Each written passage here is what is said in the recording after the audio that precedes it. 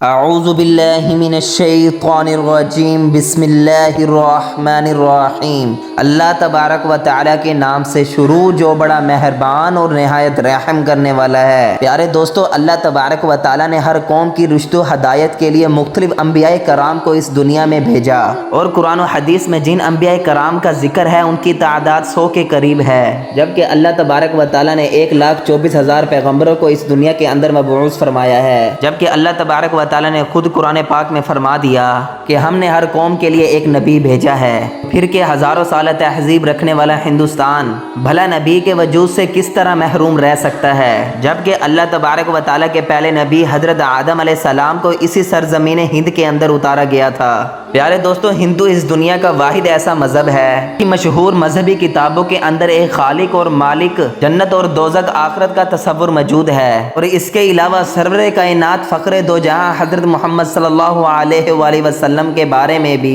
واضح پیش گوئیاں ہندو مت کی مشہور کتابوں میں موجود ہیں۔ چنانچہ سنسکرت اور ہندو مت کے مایہ ناز پروفیسر، جو کہ الہ آباد یونیورسٹی بھارت میں بطور خدمات پروفیسر انجام دے رہے ہیں، انہوں نے ہندی زبان میں ایک کتاب کلکی اوتار اور محمد صلی اللہ علیہ وآلہ وسلم صاحب کے نام سے لکھ کر بھارت میں تہلکہ مچا دیا، جس کا بہت سی زبانوں میں ترجمہ بھی کیا جا چکا ہے، جبکہ ہندوؤں کے بڑے بڑے پنڈت بھی کتاب کو جھوٹا ثابت کرنے میں ناکام ہو چکے ہیں۔ ناظرین گرامی، اس کتاب کے لکھاری نے تمام پیش گوئیوں کو یکجا کر دیا ہے جو کہ ہندوؤں کی مقدس کتابوں میں اللہ کے آخری نبی حضرت محمد صلی اللہ علیہ وآلہ وسلم کے بارے میں لکھی ہوئی تھی۔ ہندوؤں کا یہ عقیدہ ہے کہ اس برائی کے خاتمے کے لیے 10 اتاروں یعنی پیغمبروں نے آنا ہے، جن میں 9 پچھلے 3 یگ یعنی ادوار میں آ چکے ہیں۔ آخری دور یعنی کل یگ میں کلکی اوتار یعنی آخری نبی کو آنا ہے، اور لیکن ہندوؤں کا یہ بھی ماننا ہے یہ کلیوگ یعنی کئی ہزار سال پہلے شروع ہو چکا ہے،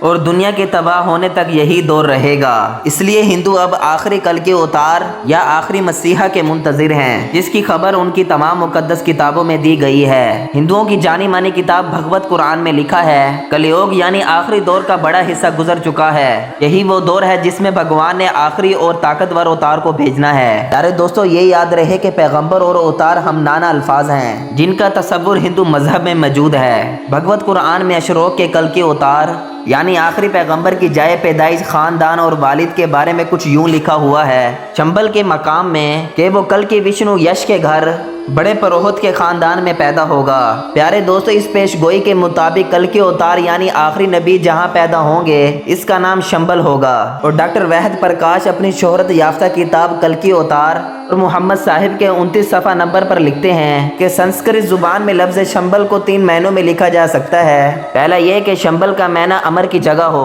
دوسرا یہ کہ وہ مقام پانی کے قریب ہو، اور تیسرا یہ کہ ایسا مقام جس کی طرف لوگ کھینچے چلے جائیں، اور یہ لوگ جانتے ہیں کہ مکہ کے علاوہ دنیا بھر میں ایسا کوئی مقام نہیں۔ اس پیش گوئی میں دوسری بات یہ بتائی گئی ہے کہ کلکی اس شہر کے بڑے پروہت کے گھر میں پیدا ہوں گے۔ یہ ایک معروف حقیقت ہے کہ نبی اکرم صلی اللہ علیہ وآلہ وسلم کے دادا عبد المطلب قریش مکہ کے سردار اور بیت اللہ کے متولی تھے۔ زیر نظر کی پیش گوئی میں کلکی اوتار یعنی آخری نبی کے والد کا نام وشنو یش لکھا گیا ہے، اور وشنو یش کی تعریف ہندوؤں کی مقدس کتاب رگ وید میں کچھ اس طرح بیان کی گئی ہے۔ وشنو خدا کا نام ہے اور یش کا مطلب ہے بندہ یا غلام، یعنی وشنو یش کا مطلب ہوگا کہ اللہ کا بندہ، یعنی حضرت محمد صلی اللہ علیہ وآلہ وسلم کے والد محترم کا نام عبداللہ یعنی اللہ کا بندہ ہے۔ اور کلکی پران کے صفحہ نمبر 11 پر کلکی اوتار یعنی آخری نبی کی والدہ کا نام سوممتی لکھا گیا ہے، اور سنسکرت میں اس کا معنی پورا امن یعنی امن والی کے ہیں، اور جبکہ حضور اکرم صلی اللہ علیہ وآلہ وسلم کی والدہ کا نام آمنہ یعنی امن والی تھا۔ اس طرح کلکی پران میں کلکی اوتار یعنی آخری نبی کی تاریخ پیدائش کا کچھ یوں ذکر ہے کہ وہ چاند کے مہینے مادو کی 12 تاریخ کو پیدا ہوں گے۔ پیارے دوستو، ہندوؤں کی جانی مانی کتاب مہابھارت میں کلکی اوتار یعنی آخری پیغمبر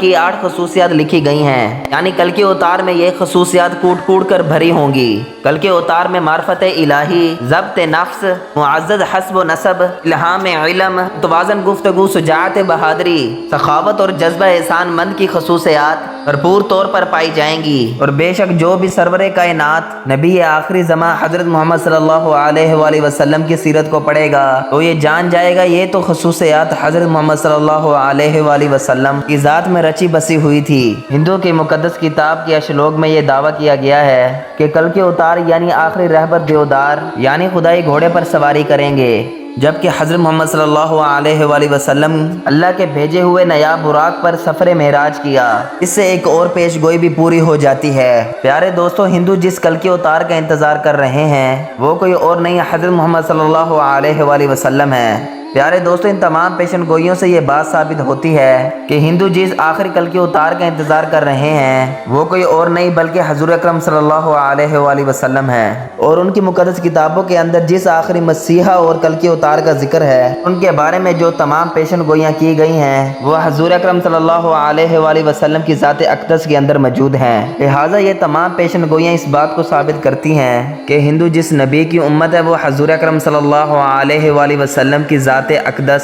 جو آج سے 1450 سال پہلے اس دنیا میں تشریف لا چکے ہیں، اور آپ صلی اللہ علیہ وآلہ وسلم وشنو یش کے گھر شمبل کے مقام کے پروہت کے خاندان میں پیدا ہوئے تھے، اور جیسا کہ آخری کل کے اتار کے بارے میں ہندوؤں کی مقدس کتابوں نے پیشن گوئی کی تھی تو حضور اکرم صلی اللہ علیہ وآلہ وسلم کی والدہ کا نام ہی شومتی تھا اور آپ کے والد کا نام وشنو یش یعنی عبداللہ تھا، تو لہٰذا اس بات سے ثابت ہوتا ہے کہ ہندو حضور اکرم صلی اللہ علیہ وآلہ وسلم کی امت ہیں۔ پیارے دوستو، کل کی پران نامی ہندی کتاب کے صفحہ نمبر 5 پر کل کی اتار یعنی آخری نبی کی یہ بھی پیشن گوئی کی گئی ہے کہ وہ اپنے 4 ساتھیوں کے ساتھ مل کر شیطان کو تباہ و برباد کر دے گا، اور اس کے علاوہ اہم پیشن گوئی یہ بھی کی گئی ہے کہ جس کا ترجمہ یہ ہے کہ جنگ کے میدان میں ان کے دیوتاؤں یعنی فرشتوں کے ذریعے مدد کی جائے گی، جبکہ ہندو مذہب میں فرشتوں کے لیے دیوتا کا لفظ عام استعمال کیا جاتا ہے۔ اب اگر دیکھا جائے تو ان تمام پیشن گوئیوں سے یہ ثابت ہوتا ہے ہندو جس آخری کل کے اتار کا انتظار کر رہے ہیں وہ حضور اکرم صلی اللہ علیہ وآلہ وسلم ہی ہیں، کیونکہ حضور اکرم صلی اللہ علیہ وآلہ وسلم کی ہی فرشتوں کے ذریعے